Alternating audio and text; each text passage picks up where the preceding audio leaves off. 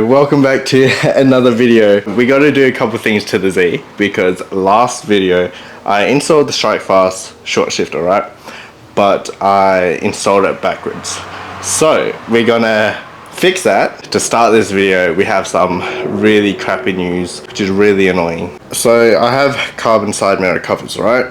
Now, if you have a look on this side, where's the carbon? Where's the carbon? Yeah, got stolen. I did wrap this in black, that's why it's still black.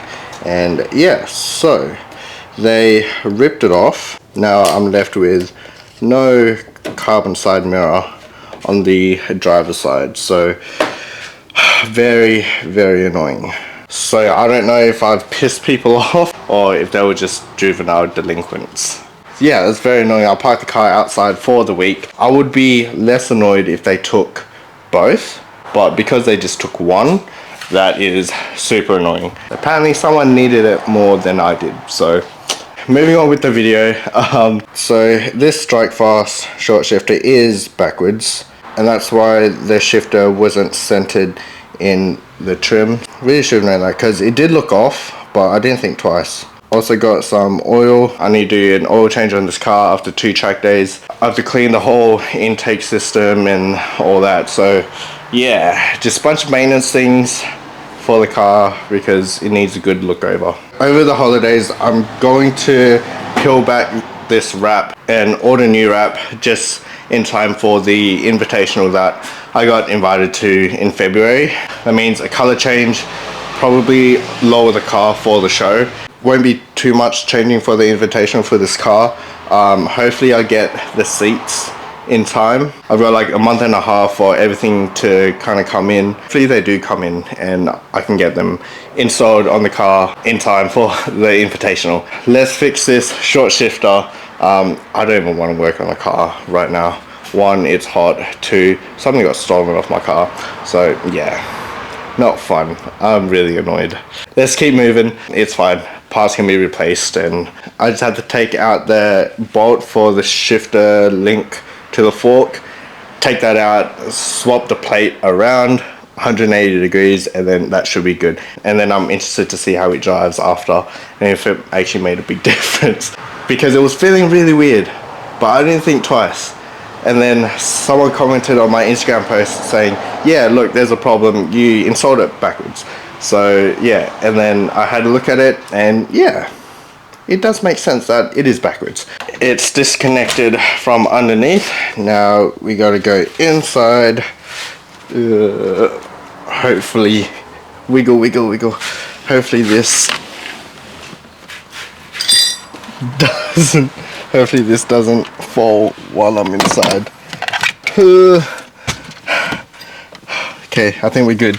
We gotta disconnect this plate from the trans tunnel, and then we should be able to take this out and then flip it around.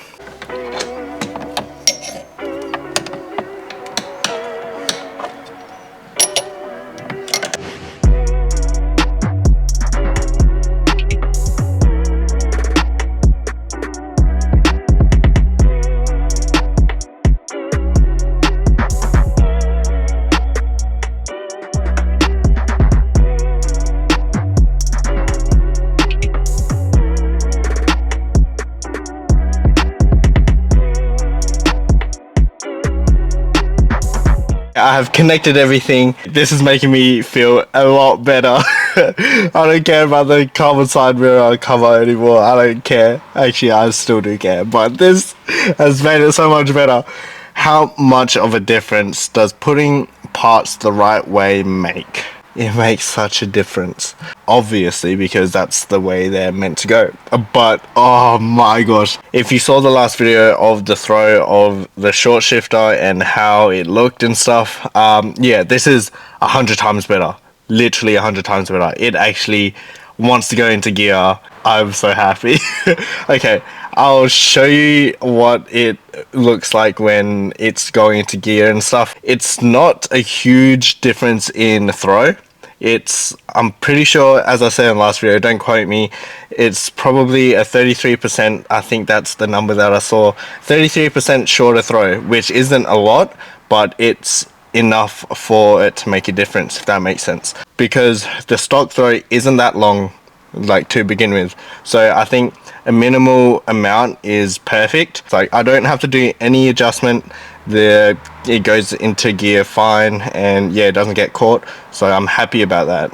What it looks like now, literally just upside down, but yeah, the throw is, look at that, so much better. Like, it actually goes into gear so smoothly. Fifth actually goes into gear, because I was having a bit of trouble going into fifth gear. It did pop out a couple times, so it wasn't going in properly, but now it lives in fifth gear now. Happy days. So I'm just gonna put this trim back on and see what it finally looks like when it's in the right place. Yeah, look, that looks so much better. You can actually see the mechanism. It is actually like centered, and oh yeah, brother, let's go. So now I'm going to do an oil change on the car, because it's been a while and it's been a couple track days since I've done an oil change, and it's definitely due for one. So yeah, let's keep this car happy and running, and let's do an oil change so it doesn't die on me. Oh yeah, also I've been getting quite a bit of messages and people asking me what parts I have on the car, and if I can do like a recap type, like what parts I have on the car, what parts do I have type thing. I have got one, but I will do one just kind of recap on what we've done to the car this year, and yeah, show you guys what parts I have and what I've done to the 370Z. Look out for that if you're interested. I do want to do some things to the engine bay. I want to repaint the strut bar in like a grey. I also have to fix this because it's split. Not sure if that might be a problem with the idling issue that I'm having. I do want to go through the engine bay and kind of clean stuff up, change some small things like this clamp here and change that into like a worm clamp. Let's have a look at this oil. Oh yeah, brother, what oil. God dang. Okay. It definitely is due for an oil change. It's been a while since I've done one of these maintenance videos. It's nothing exciting, but it's just to show you guys and kind of remind you guys that you guys should do a oil change on your car as well. I need to fix some stuff on this car. Like this mesh bit here is like almost out. Been scraping a whole lot on the front bumper, so the wrap is like kind of getting torn, but it is what it is. Low life. Not really low life, but low enough. I would like to find a permanent solution for this mesh because it keeps coming undone. I think with all the bugs and vibrations and stuff, keeps coming loose. I'm just taking time to assess a few things. The oil cooler, still fine. No leaks, which is good. Power steering cooler's fine. Fins are still good. Everything's not bad. Okay, I need to tip this side so the oil actually drains out.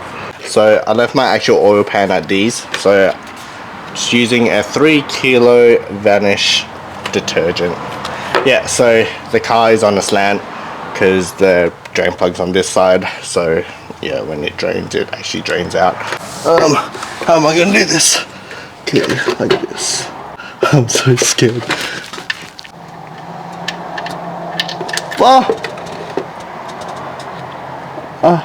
I am so stupid. I forgot that I actually packed tools in the Merc.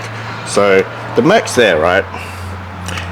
And I was like, pretty sure I packed everything from D's when we were working on the 34. Found everything that I needed. I really do have to take out the stock oil cooler. I didn't know they had one, but apparently it's a plate. I don't know. You have to buy some block off for the coolant lines that run to it, but yeah, I don't know how to do it. but it'll make taking out the oil filter a lot easier, and I don't have to destroy it and get oil everywhere. For parts, we are using the K&N HP 1008. This is my go-to oil filter. For oil, we're using a 10W40 10/10 Penrite. Using a 10W40 just because this is a higher mileage car, and also it's getting hot around here, so yeah, this would be good for summer. You just rub it around the seal. So I like to lightly, very, very lightly pre-fill this. It's not like a dry start, I guess.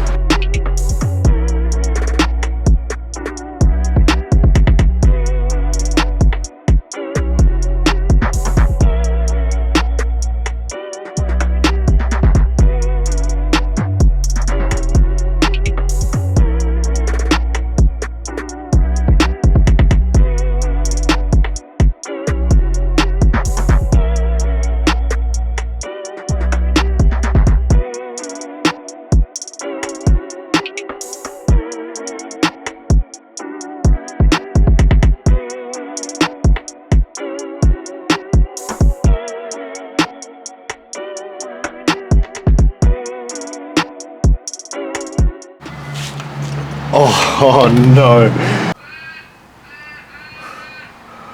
Oh, it just made it. No way. It's literally full. Okay. It just made it. Let's go.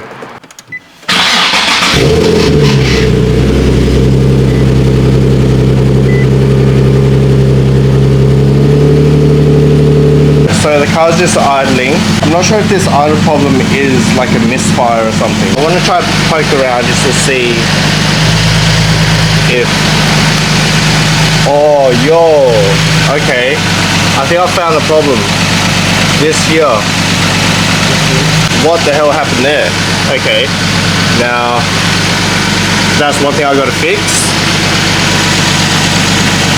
What the hell happened there? I want to see if this actually fixes the problem. So it's going to double check the oil, then fix that, then see if the idle problem's still here. Wow, I don't know how that happened. Beats me. But okay, let's do something. Okay, I don't know how this happened, but it happened. So we just have to fix it. If this fixes the idle problem, then I'm good. Like, I'm happy.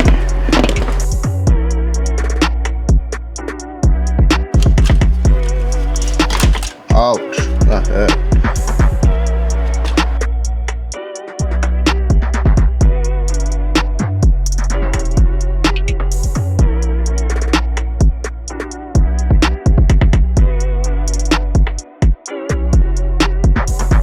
These two are really tight. This here is split, right? And I split that when I was trying to take this hose off when I was changing this intake, but it's been split for a while, so I don't think that is the problem. I do need another one of these, so I'm just going to start the car and hopefully that has fixed the idle problem.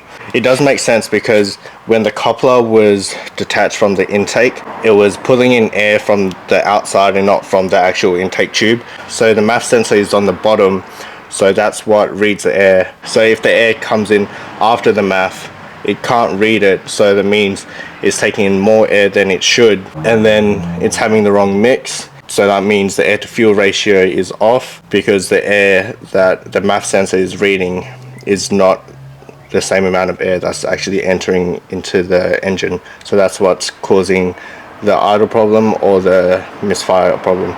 But yeah, that's what makes sense in my head, but I'm not sure the science behind it. But yeah, it's just bro science. But yeah, let's actually see if this fixes the problem.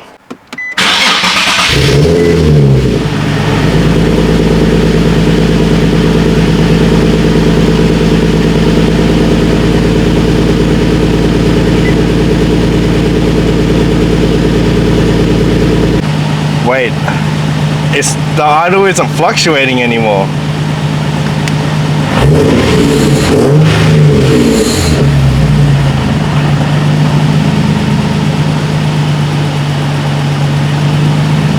I think we might have found it. I think we found the problem to my idle problem. Does that make sense? I don't care. But oh my gosh. It's idling steadily at 1,000. I know that's high, but with the SMF, it's not too bad. I know stock is like 850, but with a lighter flywheel, I think it needs a higher revs for it to idle properly. I'm so happy. Let's go. I've been living with that idle issue for about 2 months now, maybe 1 month. Like ever since the clutch got changed, I thought it was the clutch. It was just this coupler here that was making the idle issue. I was living with that for 2 months and I thought it was the clutch, and I thought I had to pull the transmission again and redo the clutch, but I don't have to. I'm so hyped. Oh my gosh. So this video has gone up and down and it had no agenda. We were just doing random things. It started off bad and very annoying with my carbon mirror being stolen, and then we fixed the idle issue. We fixed a bunch of problems. So I am pretty satisfied with what kind of work we did today. So yeah, I'm gonna leave it there and not push my luck, because that went very smoothly. And when a job like that goes so smooth, when you keep going and push your luck, something terrible happens. Always happens to me. So I'm going to leave it there and not push my luck. Hopefully you guys enjoyed the video. Click that like and subscribe button as always. Appreciate you guys so much. And yeah, I'll see you guys in the next video. Peace. Take care.